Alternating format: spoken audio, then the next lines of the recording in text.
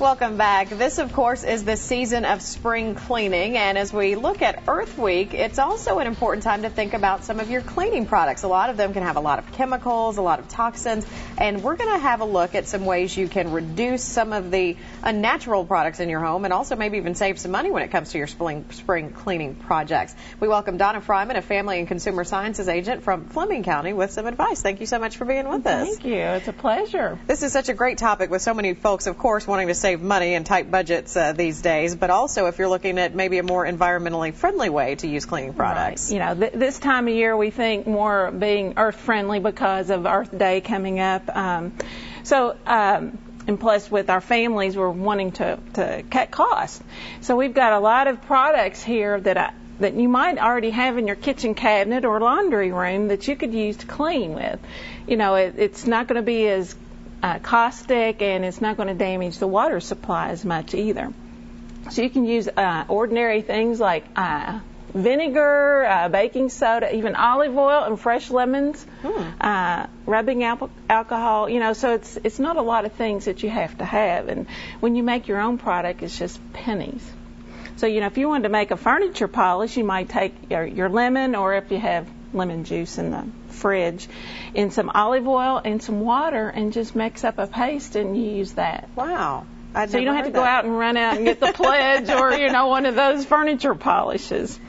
So that's a simple one. And then, of course, just a window cleaner or glass cleaner just is some water and maybe some alcohol.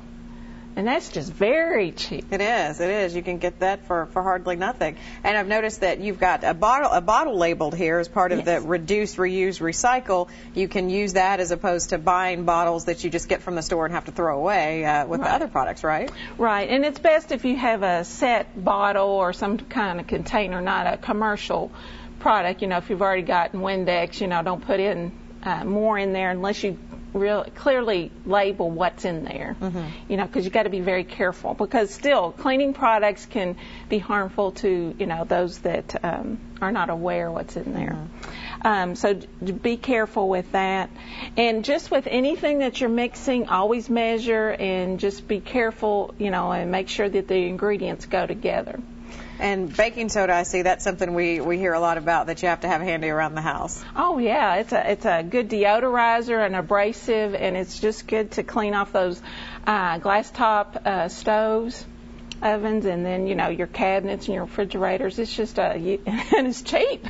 I mean, a whole box of it, less than 40 cents probably.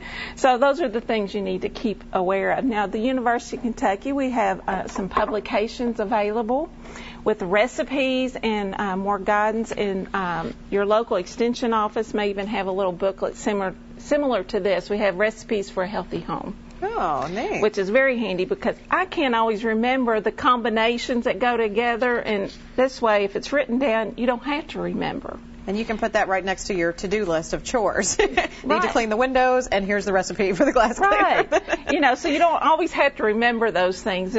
They can be written down. Well, wonderful advice. I'm going to have to grab one of those sheets and use that for our house as well. And again, as Donna mentioned, if you're interested in learning more and getting some of these handouts and more information on green cleaning, you can contact your local extension office throughout your area. Thanks again for being with us. Thank you. We will be right back with one last check your forecast.